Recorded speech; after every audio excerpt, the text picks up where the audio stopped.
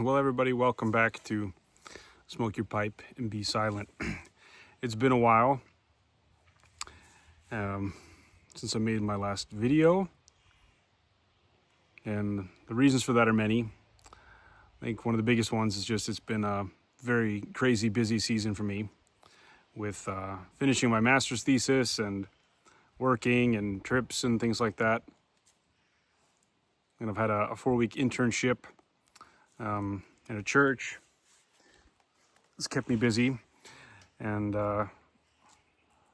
honestly, through all of it, it's sort of, I feel like my mind and my soul and my body have just been so tired. To sit down and think about something to say. I've thought about having a video for a while now, but it's just been, I think I've needed just a time of just going with the flow and taking it easy as much as I can.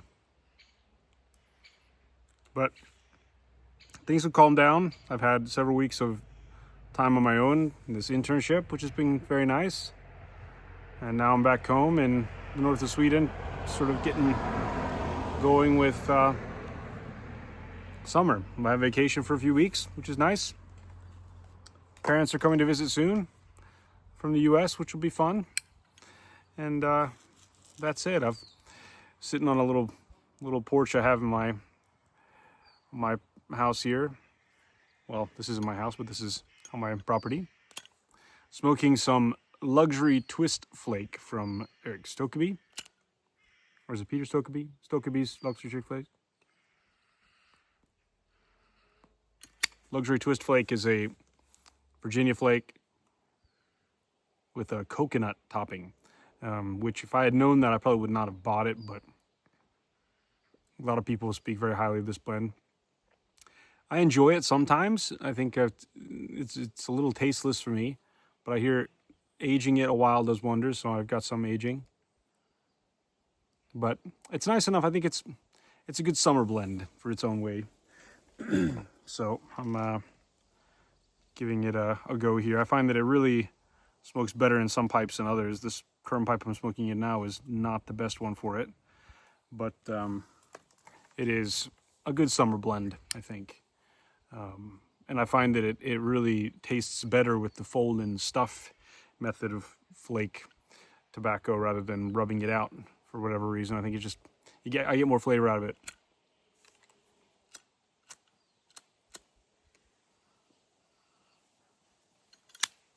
And so I'm taking it easy this summer,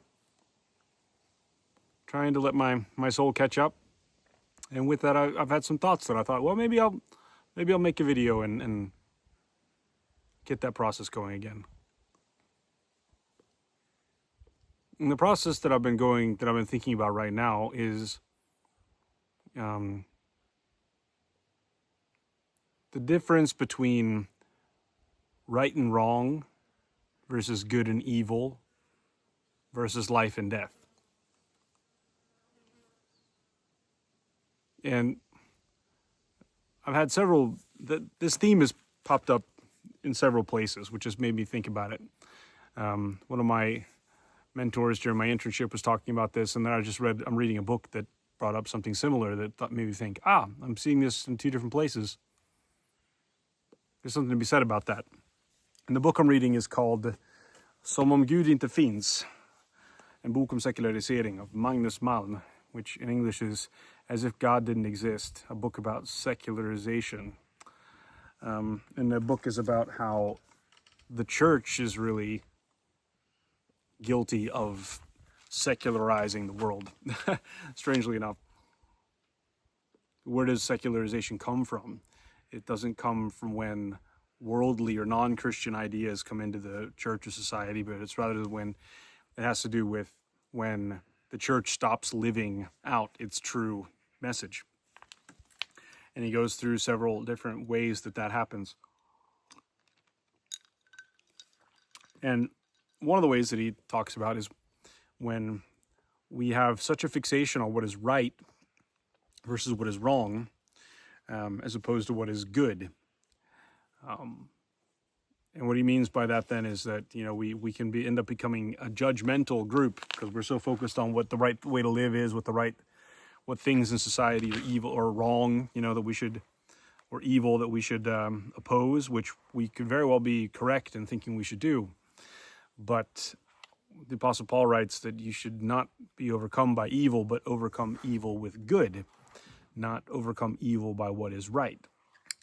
And that's an interesting, or overcome evil by being right.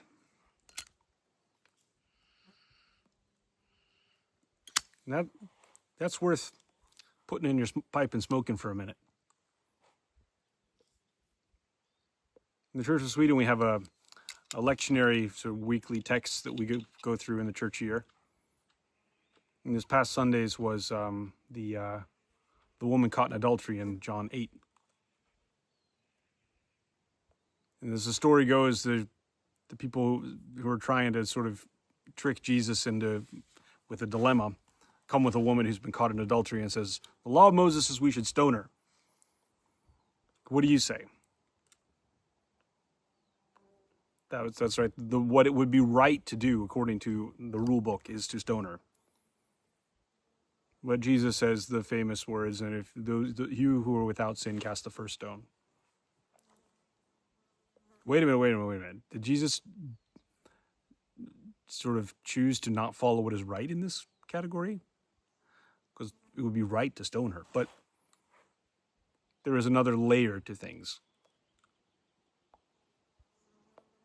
And that gets you thinking. There's a lot that can be said about this, but I don't want to teach or preach. I want to throw out an idea here that can lead to reflection, because my point with this channel is to sort of put things out there that can get people reflecting rather than come with a bunch of finished, packaged talks, It's interesting how the Bible opens up with a story of how the first people, chose to eat from the fruit of the tree of the knowledge of good and evil, right and wrong, which brought death. And they ate of that tree instead of the tree of life. That is, they chose right and wrong as opposed to life versus death. And the rest of the Bible, really, there's certainly a lot of elements of right and wrong, and there's certainly elements where I think you could say that people being right in some way, being right according to the law or according to what principles they're following, that are very much in line with what God has said in different places, become so focused on the fruit of the knowledge of good and evil that they miss out on goodness. They miss out on life. And Jesus, when he comes, he says, I have come that they may have life to the full. Not that they should know the right way to do everything. Not the way that they should tell the rest of the world how to live correctly. But God's intentions are life. And when he gives Moses the law, and in Deuteronomy, Moses reads the law for the people, he says, I leave before you life and death, blessing and curse. Therefore choose life that you may live. Wait a minute. The law is not about right and wrong. In essence, I mean, there's certainly an element of that, but in essence, the intention is life. Choose this so that you may live rather than die. Jesus comes that we may have life.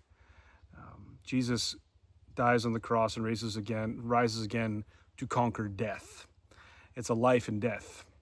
And Jesus meets people where they are in their process in their life, a lot of times doing things that are not right according to moral standards.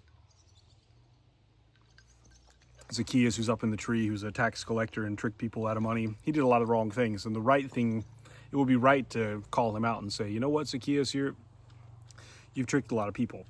You should change your way of living. And sometimes Jesus is clear with telling people you need to change. But what Jesus comes to him and says is, I'm going to come in and stay at your house. I'm going to come in and move in. Wait a minute, whoa. It wasn't about meeting him with what was right. It was about meeting him with goodness and meeting him with life. And in that, Zacchaeus ended up saying, I'll give everything back that I've tricked people out of, you know? Whoa, whoa. The meeting with Jesus led to a change that was good and that was life. And that happened because Jesus met him as a person where he was in this process, as opposed to meeting him with what is right. The woman caught in adultery is met with compassion, met with goodness.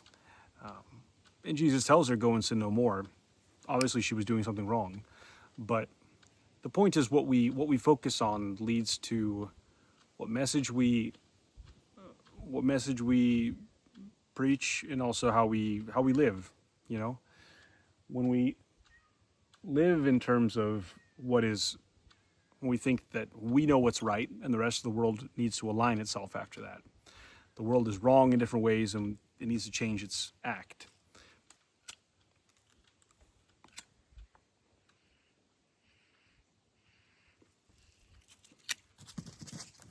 Oh, my dog's chasing the cat. You see, I eat. Whole leg day. Sorry about that. When we live in terms of we know what's right and the rest of the world needs to get in line, through thinking that we're right about something, the way we should live or not live, the way we should think or not think, the way society should look or not look, we can be very right with our convictions of that. But you can also be very wrong in being unloving with that. Usually say that marriage has taught me that it's very easy to be right and wrong at the same time. You can be completely convinced that you're right in whatever area, whatever, actual thing that you're concerned about. You can be totally right. But if you're not loving in the way that you communicate that, or are not understanding of the whole circumstances, or are not respectful in that, then you're wrong. I think when we get overly focused on being right, then it's very easy to miss out on the deeper truth, the deeper calling, the deeper intentions of God, which is goodness and life.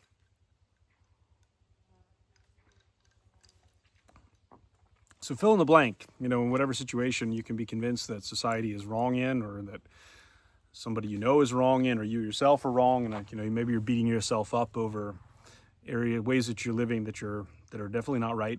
You can know that. I think it's an important reminder that God's intentions for us are goodness and life, and keeping ourselves on the straight and narrow and keeping to what is right and what is good, as opposed to what is wrong, is really about life to the full. It's about living out the goodness that we're called to live in.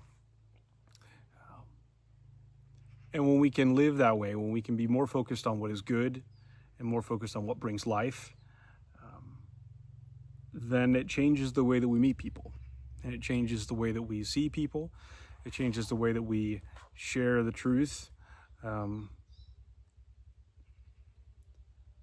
when we run into dilemmas where the right thing is maybe uncertain, maybe there are different ways you can interpret and do something, different ways you can judge a situation, or whatever the case may be. If there's ambivalence and uncertainty, choose what is good rather than what is right. It's a bit of a paradox. But if there's uncertainty about what is right, choose what is good.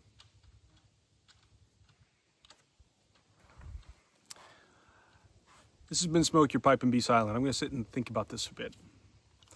Let me know what you think, and hopefully I can have the energy to make some videos this summer. Enjoy yourselves.